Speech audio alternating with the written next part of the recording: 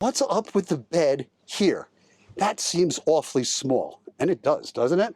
The dogs maybe, but would you really want to sleep there? Granted, not a lot of people are sleeping with more than 2 people on the boat if they're sleeping on it at all.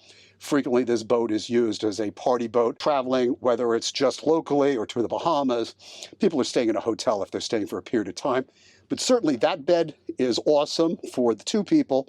If there were more people, Regal wanted to have an understanding that for the most part, you're using a salon to hang out as a living room, etc., give you extra space rather than a full-size bed here. So here we have a really cool thing. Magically, we have a full-size bed.